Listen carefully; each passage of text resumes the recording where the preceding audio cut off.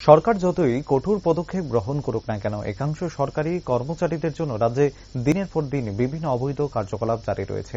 আগরতলা পৌর নিগমের একাংশ আধিকারিকদের বগলদাবা করে সরকারি কোনো নির্দেশ ছাড়াই আগরতলা পৌর নিগম এলাকায় বহুতল বিশিষ্ট বাড়ি নির্মাণ করে যাচ্ছে এক ভূমি দালাল। পৌর নিগম এলাকায় সরকারি নির্দেশ ছাড়া বহুতল বিশিষ্ট দালান বাড়ি তৈরি করলে তা অবশ্যই অবৈধ।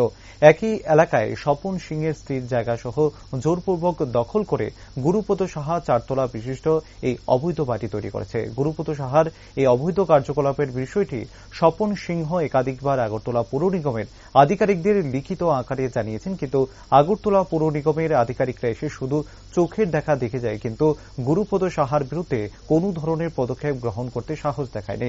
দিনের পর দিন স্বপন সিংহকে পৌর নিগমের আধিকারিকরা আশ্বাস দিয়ে যাচ্ছেন তারা নাকি অবশ্যই গুরুপদ সাহার বিরুদ্ধে পদক্ষেপ নেবে, কিন্তু পৌর নিগমের একাংশ আধিকারিকদের কোনো না কোনোভাবে ম্যানেজ করে রাখে গুরুপদ সাহা, যার ফলে আগরতলা পৌর নিগম গুরুপদ সাহার এই অবৈধ দালান বাড়ি তৈরির বিরুদ্ধে এখনো পর্যন্ত কোনো পদক্ষেপ গ্রহণ করতে সাহস পাচ্ছে না।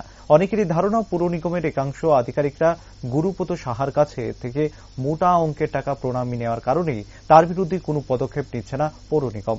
স্বপন সিংহ সংবাদ মাধ্যমের সামনে জানিয়েছেন, যেহেতু পৌর নিগমের আধিকারিকরা গুরুপদ সাহার বিরুদ্ধে কোনো পদক্ষেপ গ্রহণ করছে না, তাই তিনি মুখ্যমন্ত্রীর দ্বারস্থ হবেন।